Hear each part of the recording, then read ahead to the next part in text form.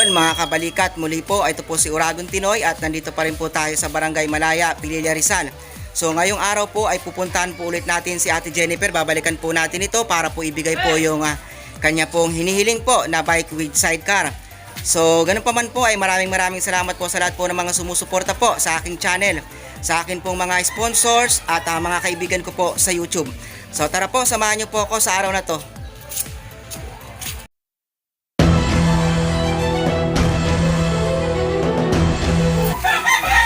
Ito po yung lugar po nila dito. Ayan po, sinasalubong po tayo ng pusang itim.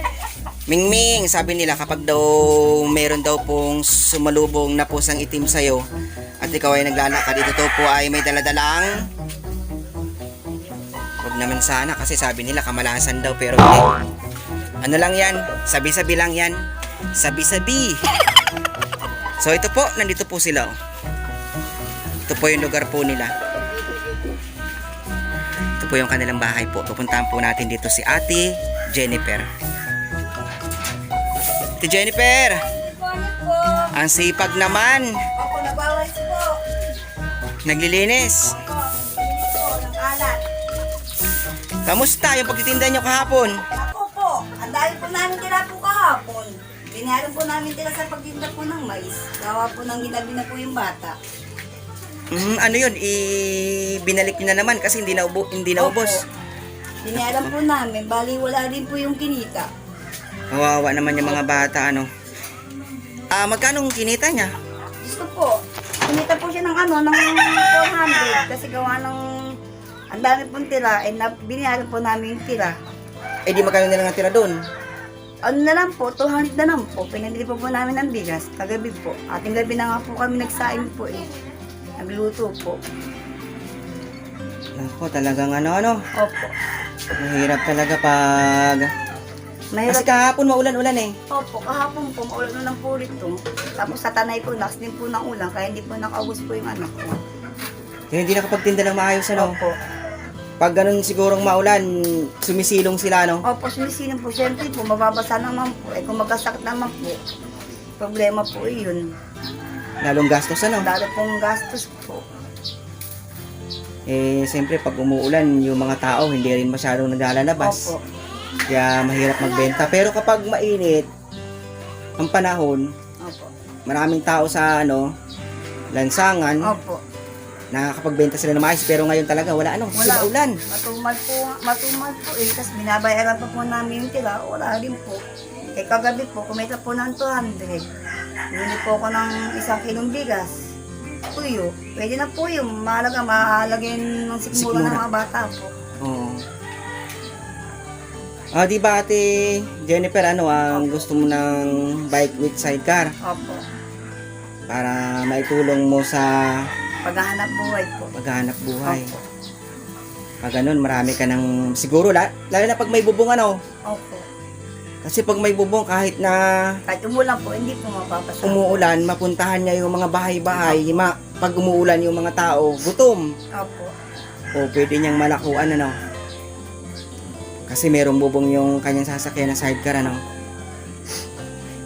So yun, dahil yun ang hiling mo sa akin, ibibigay natin yung kahilingan mong sidecar. Salamat po. So meron na tayong nakuha ng sidecar, iniwan ko dun sa labas kasi dito hindi makapasok sa loob, kasi dadaanan mo iskinita. Salamat po sa inyo po kung mabibigyan niyo po ako ng cycle na panghanap buhay po. Ay, gusto ko nga rin po magkaroon po ng ng puhunan para nang sa ganun po matustusan ko po yung pangailangan ng mga anak ko at isa pa po wala pong trabaho po, asawa po. Minsan nagkakasakit pa po. Hindi ko na po alam kung saan po ako hugot ng lakas. Dahil minsan nahirapan na rin po minsan mga bata magtinda, dumadaing po.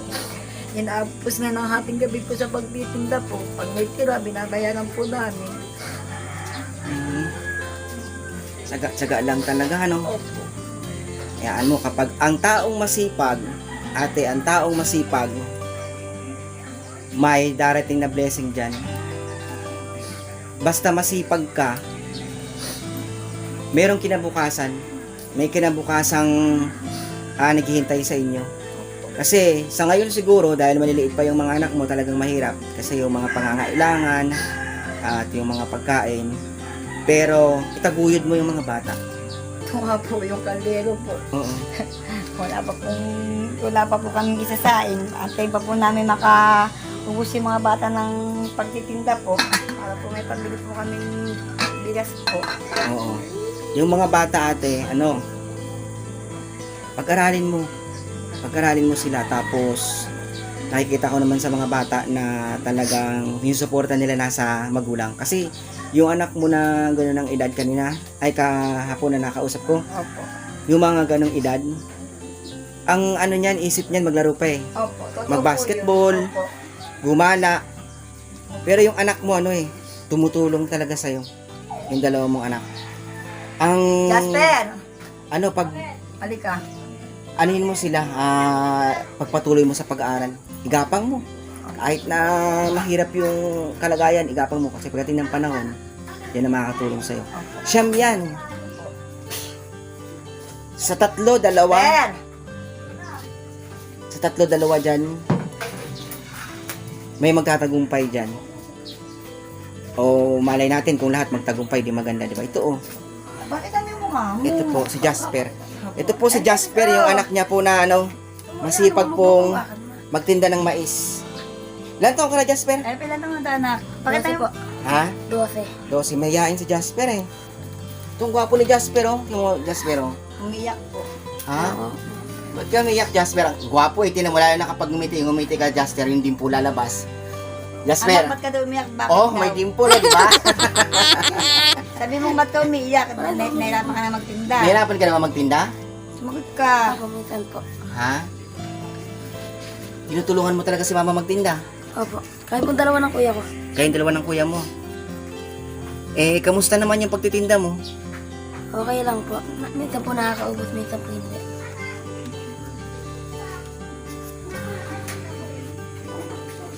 Minsan nauubos, minsan hindi. Opo. Kapag hindi nauubos yung paninda mo, kinakain mo na lang. Dapat. Ang dami nun, sir. 30 piras. Pag may tira, minsan 40 pa. Oo. Eh, hindi mo naman kinakain yung mga paninda. Baka naman kinakain mo yung paninda mo. Kaya nalilugi ka. Hindi po. Ha? Wala pang jowa. Wala ka pang jowa. Wala po. Nag-aaral ka pa. Opo. Anong grade ka na? Grade 5. Grade 5 ka na. Okay naman. Kamusta naman yung pag-aaral mo? Okay lang po. Baka jowa ng jowa ka lang. May jowa ka ba? Wala po. Tulong muna kay mama, Opo. Tulong muna. Napakabait mo kasi sa ganyang edad, kadalasan, ML ng ML. Hindi mautusan magugas ng plato. Hindi mautusan na magsaing. Inabot na nga po ng alas 12 kagabi. Inabot na po siya ng alas 12 kagabi sa pagtitinda po. Kagabi. 12 ng gabi po. Masipag. Talagang tumutulong sa magulang para ramdam mo yung hirap ng magulang, Opo. Yan ang maganda.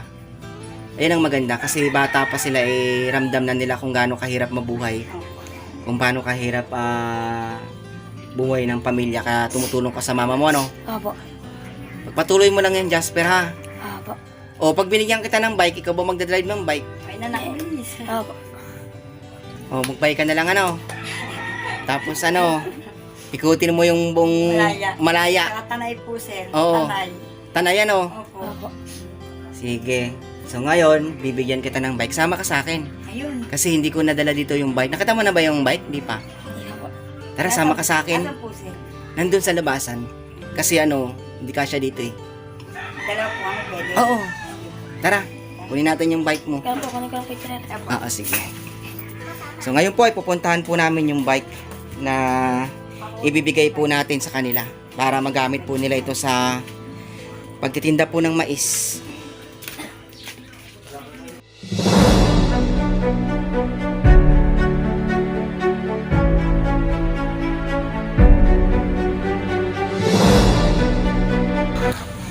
Ayan, te, yung bike mo. Yun na po ba yun? Oo. Una, maraming salamat po.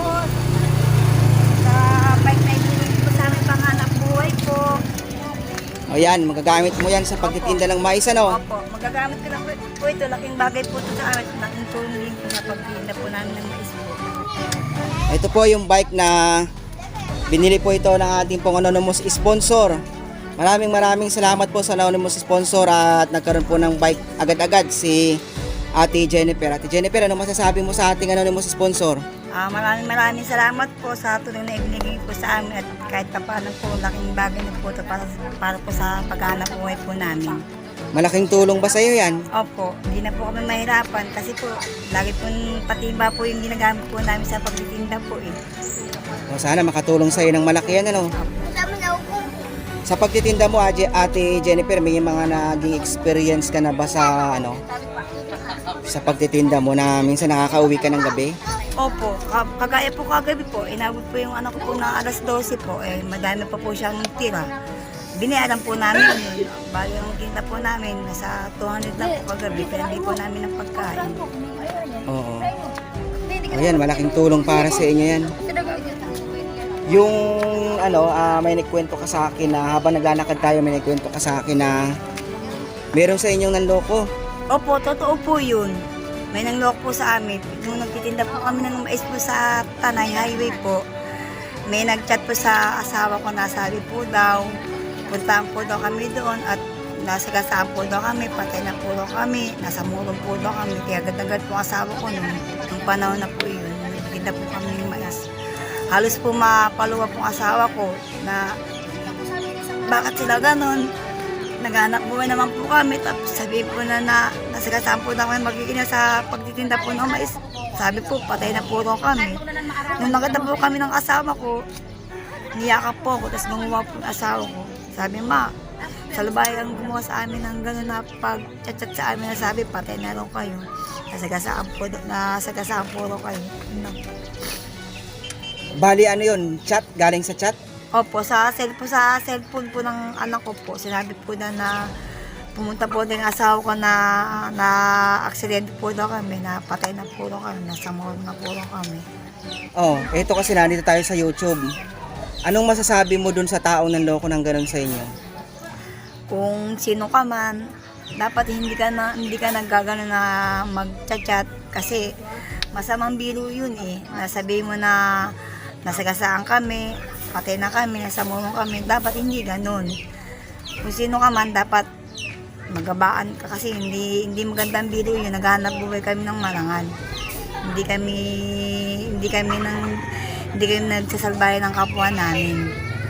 Hindi mo na nalaman kung sino yung nag-chat ng ganon? Hindi po namin nalaman kung sino po yun. Sabi po ng asawa ko, ang Diyos na lang pong bahala po daw sa kanya. Pero hindi magandang biro yun, ano? Opo, totoo po yun. Naghahanap buhay kayo ng marangal para mabuhay tapos magbibiro ng gano'n, ano? Opo. Hindi magandang biro yun. So yun po, maraming salamat po sa aking pong mga sponsor at mga kaibigan po sa YouTube. At ngayon nga po ay naibigay po natin yung bike kay Ate Jennifer para magamit niya po sa pagtitinda po ng mais. Ganun pa man po ay maraming salamat po sa lahat po ng sumusuporta po sa aking channel at sa aking po mga kaibigan. Sa mga OFW po, saan man panig po ng mundo kayo naroon ngayon ay ingat po kayo palagi. Sa mga hindi po nag-skip ng ads, maraming salamat po sa inyo at malaking tulong po ito para po makaipon po tayo ng may tutulong po natin sa mga nangangailangan. Sa mga bago lang po sa channel ko, please like, subscribe, click notification bell para mas marami pa po tayong matulungan. So yun po, maraming salamat po sa inyong lahat at ingat po kayo palagi. God bless po.